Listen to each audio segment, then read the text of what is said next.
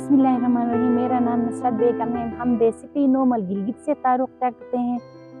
कुछ मसाइल होने की वजह से मेरे हस्बैंड का जॉब छूट जाने की वजह से हम यहाँ पर मजबूरी की तहत हुंज़ा में आना पड़ा और मेरे बच्चे यहाँ पर पढ़ते हैं। पढ़ाई का माहौल यहाँ बहुत अच्छा है और मेरा हस्बैंड ने जॉब छोड़ने की वजह से हम मतलब सड़क पे आए थे, लेकिन मैंने हौसला डाउन नहीं किया, बल्कि उसका शाना बशाना उसको भी अपने साथ लेके यहाँ तक आई हूँ।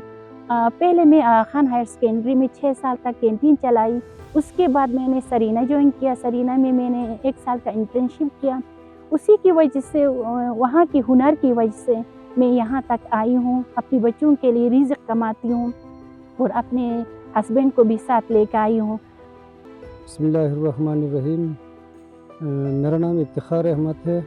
मैं गिलगित के इलाका नोमल से बिलोंग करता हूँ।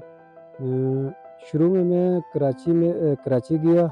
कराची जाने के साथ मैंने खान हेल्थ सर्विस के साथ मुंसलिक हुआ, जहाँ पे मेरा जॉब कोई 4-5 साल चला था। उसके बाद घरेलू मसले की वजह से मुझे वो जॉब छोड़ के दोबारा गाँव आना पड़ा।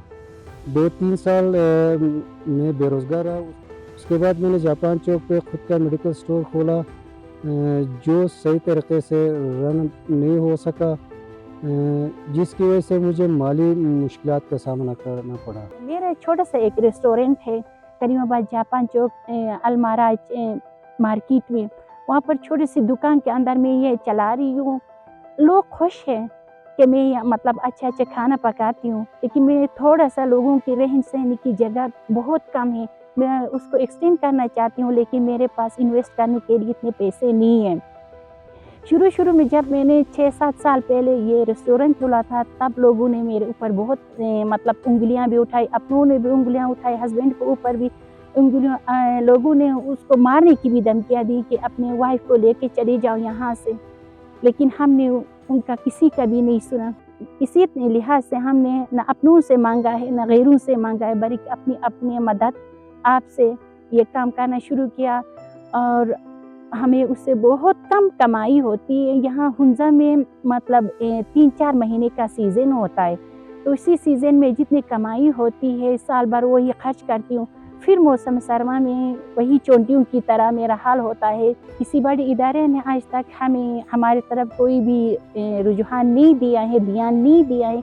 हो सकता है हम किसी साइट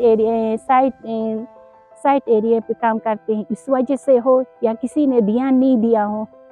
और इंशाल्लाह मैं उनसे ये उम्मीद रखती हूँ कि नेक्स्ट टाइम के लिए वो हमारे हौसला अफजाई ज़रूर करेंगे।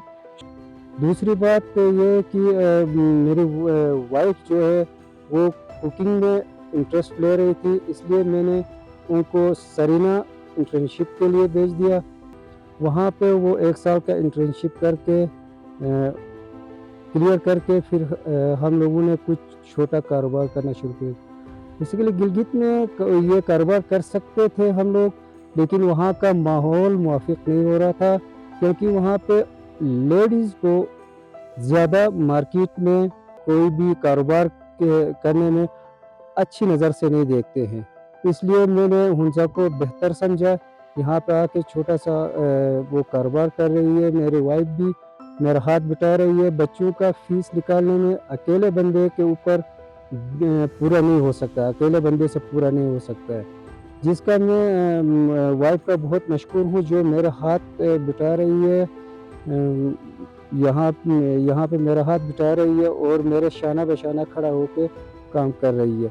मेरा हस्बैंड जब मैं पकाती हूँ तो वो सर्विस देता है और बाहर लोगों को वो सप्लाई भी करता है। हम दोनों मिल के काम करते हैं। अल्हम्दुलिल्लाह अभी हम दोनों खुश हैं, हमारा घर चलता है। और पहले हम जब आए थे तब लोग मतलब ताने देते थे, बाहर निकल के ये औरत ये करती है। अभी इस तरह नहीं है। अभी तो लोग मेरे मिसाल देते हैं कि उसकी तरफ दिन रात मेहनत करो, अपने बच्चों को पढ़ाती है, हस्बैंड को भी साथ लेके जाती हूँ।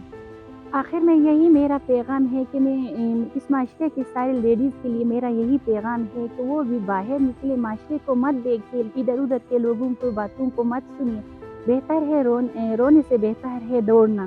اس طرح میں نے بھی کیا ہے. اس لیے میں آپ کو یہی پیغام دیتی ہوں کہ آپ آ جائیے باہر, کوئی نہ کوئی ٹیلنٹ آپ کے اندر ہوگا, مارکیٹ میں آ جائیے. یہاں پہ بھی کچھ لوگوں کا مائنڈ کچھ اس طرح بھی ہے کہ لیڈیز کو باہر نکال کے ہوٹل لائن پہ یا ریسٹورینٹ لائن پہ کام نہیں کروانا چاہیے, لیکن میرے وائف پہ میرا اتنا ٹرسٹ ہے کہ میں اس کو اچھی طرح جانتا ہوں, میرا ٹرسٹ ہے, تبھی تو میں وہ میرے ساتھ شانہ بشانہ کھڑی ہے اور میرا ہاتھ بٹا رہی ہے.